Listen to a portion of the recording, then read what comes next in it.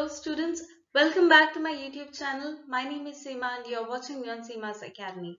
In today's business studies class, we are going to learn about the practical oriented question from this chapter, that is principles of management.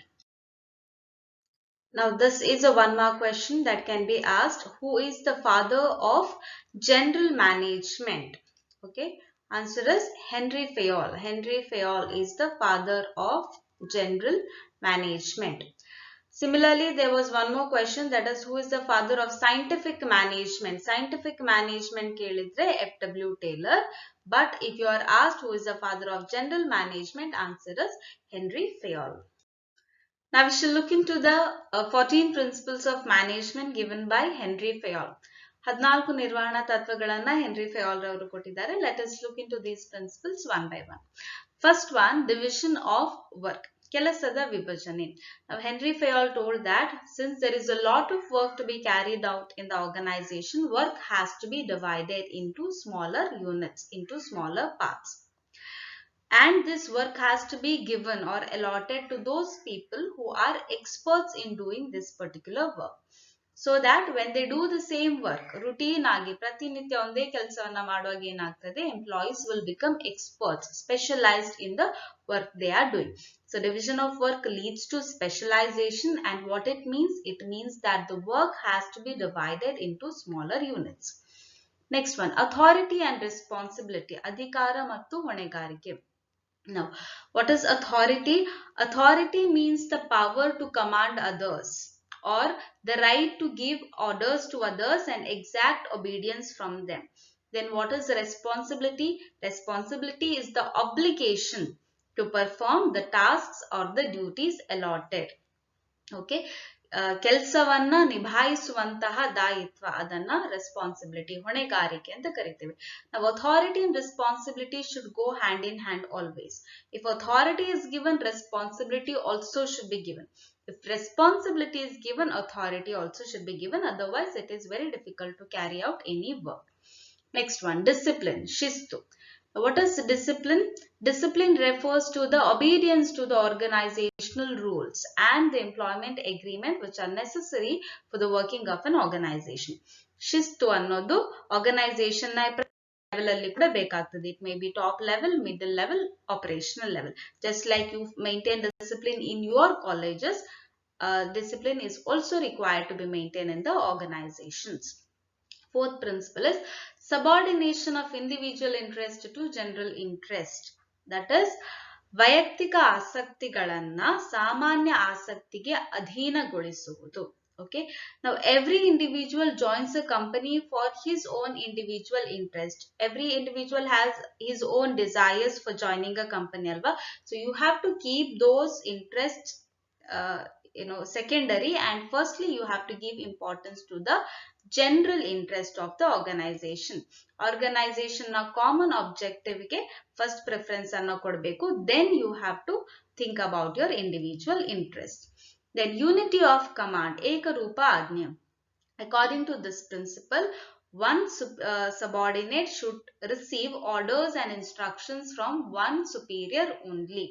Okay, one superior, one subordinate. That is the main principle of unity of command. Now this principle is against the functional foremanship that we had seen in the previous video. Previous video nalli now functional foremanship concept kaltvalla, that is not following the unity of command principle. Why? Because there one foreman is getting instructions from 8 people. 8 people are giving instructions to one workman. What happens ultimately? There will be confusions. Worker ige confusions create ಆಗ್ತದೆ. ತುಂಬಾ ಜನರು ಒಬ್ಬನಿಗೆ instructions ಅನ್ನ ಕೊಡುವಾಗ there will be confusions. ಹಾಗಾಗಿ unity of command principle ಅನ್ನ Henry Fayol ನವರು ತಂದಿದ್ದಾರೆ. Okay, according to unity of command ಏನು, ಒಂದು ಎಂಪ್ಲಾಯಿಗೆ ಒಬ್ಬನಿಂದ ಮಾತ್ರ ಇನ್ಸ್ಟ್ರಕ್ಷನ್ಸ್, ಒಬ್ಬನಿಂದ ಮಾತ್ರ ಆರ್ಡರ್ಸ್ ಗಳನ್ನ ರಿಸೀವ್ ಮಾಡಬೇಕು ಅವನು, so that confusions can be avoided. Next principle is unity of direction. Now, unity of direction means there should be one head and one plan. One head and one plan means, suppose to give you an example, if there is a company, ಒಂದು ಕಂಪನಿಯಲ್ಲಿ 2 units ಗಳಿವೆ. Okay, ಒಂದು car manufacturing, ಇನ್ನೊಂದು bike manufacturing. ನಾವು car manufacturing ಯೂನಿಟ್ಗೆ ಅದರದ್ದೇ ಆದ head, ಅದರದ್ದೇ ಆದ ಪ್ಲಾನ್, ಅದರದ್ದೇ ಆದ ಯೋಜನೆಗಳು, ಅದರದ್ದೇ ಆದ ಉದ್ದೇಶಗಳಿರಬೇಕು, ಅದರದ್ದೇ ಆದ ಕಂಟ್ರೋಲಿಂಗ್ ಡಿಪಾರ್ಟ್ಮೆಂಟ್ ಇರಬೇಕು. Similarly, for the bike manufacturing unit also, they must be having their own head, their own plan, their own objectives. Nowhere these two units should coincide. Okay, that is unity of direction. There should be one head and one plan. Next one, scalar chain. Scalar chain, according to the scalar chain, it is said that if you want to communicate any information, ಶ್ರೇಣೀಕೃತ ಸರಪಳಿ ಅಂತ ಕರಿತೇವೆ scalar ಚೈನಿಗೆ. Okay, if you want to communicate any information, that should always pass through a chain. The formal lines of authority ranking from the highest level to the lowest level is called a scalar chain. Suppose, to give an example, see, if there is a top management, just a second. Okay.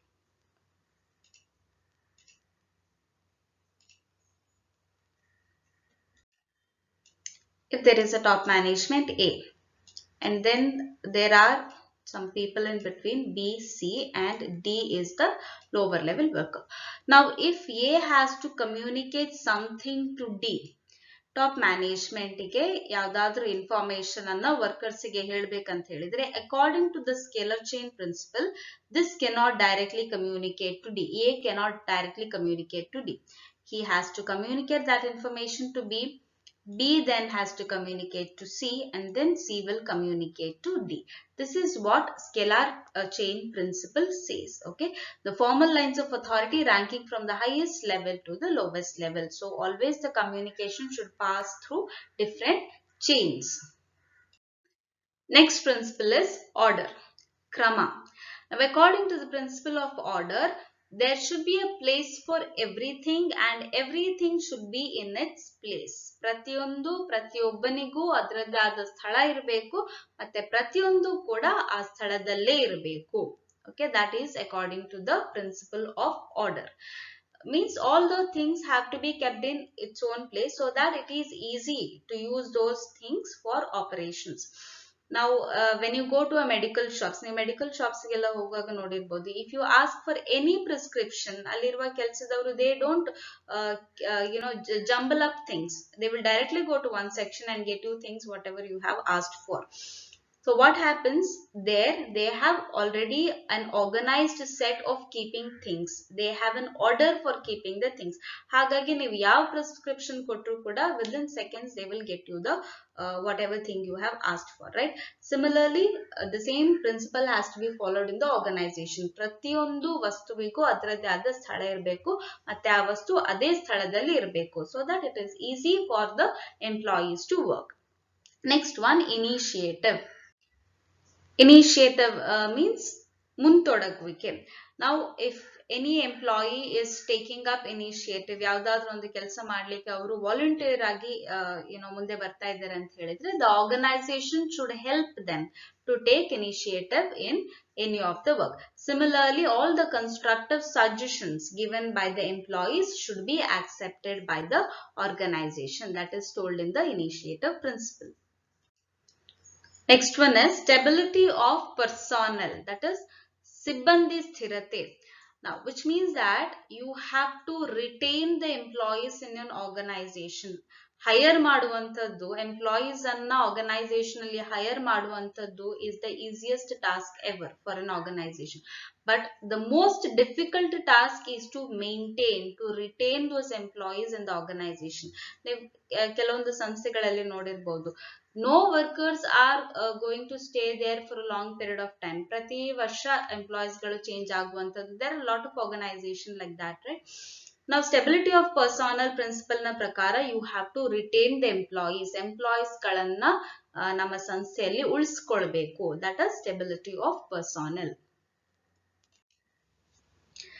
Next principle is equity.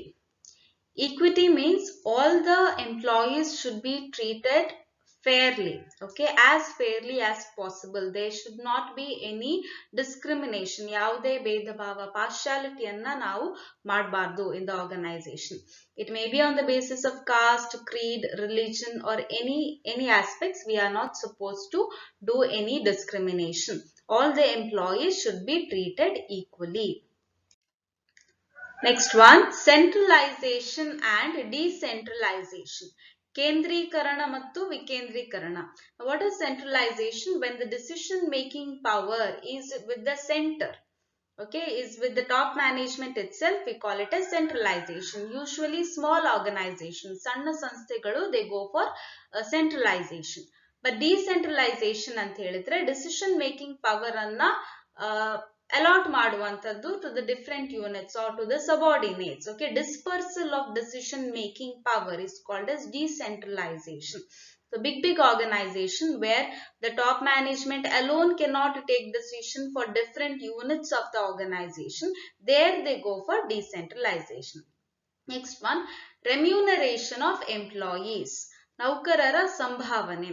Okay, how should be the remuneration? Remuneration anta ಹೇಳಿದ್ರೆ the salary, the wages, the money that the employees are getting for their work alva, ಅದನ್ನ ನಾವು remuneration, ಅವರಿಗೆ ಸಿಗುವಂತಹ ಸಂಬಳವನ್ನ ನಾವು remuneration ಅಂತ ಕರಿತೇವೆ, ವೇತನವನ್ನ ನಾವು ರೆಮ್ಯೂನರೇಷನ್ ಅಂತ ಕರಿತೇವೆ. ನಾವು remuneration should be fair and just according to this principle, which means ಒಂದು ಸ್ಟ್ಯಾಂಡರ್ಡ್ ಲೈಫ್ ಅನ್ನ ಲೀಡ್ ಮಾಡ್ಲಿಕ್ಕೆ, at least to live a standard life, what is the basic wages, that minimum wages or salary the organization must pay. And also this salary or the wages which the organization is paying should be within the paying capacity of the organization. ಆ organisation ಗೆ ಅಷ್ಟನ್ನ pay ಮಾಡುವಂತ ಅರ್ಹತೆ ಕೂಡ ಇರಬೇಕು. Similarly, they should also look at the minimum wage. Reasonable ಸ್ಯಾಲರಿಗಳನ್ನ employees ಗಳಿಗೆ ಕೊಡಬೇಕು. That is according to remuneration of employees. Last principle is esprit de corps, which means unity is strength. ಒಗ್ಗಟ್ಟಿನಲ್ಲಿ ಬಲವಿದೆ, ಅದೊಂದು ಸ್ಟೋರಿ ಎಲ್ಲ ಇದೆ ಅಲ್ಲ, ಒಂದು ಕಡ್ಡಿಯನ್ನ ಮುರಿದ್ರೆ easily that you can break it, but if there is a bundle of sticks you cannot break it because there is unity. Same principle is adopted here in esprit de corps, which means there should be unity in an organization. There should be cooperation in the organization. Both workers as well as the management should work together towards the success of the organization. That is about esprit de corps. So these are the 14 principles of Henry Fayol. Now as far as your practical oriented question is concerned, you may be asked to list out only 10 points. So out of this 14, you can write any 10 principles, whichever you find easier. No need of explaining the points. For practical oriented question, you can just write the side points. That was it for today's video. We learned the practical oriented question. We learned the 14 principles of management given by Henry Fayol. Thank you for watching the video and please subscribe to my channel Seema's Academy for more such videos on business studies. Thank you.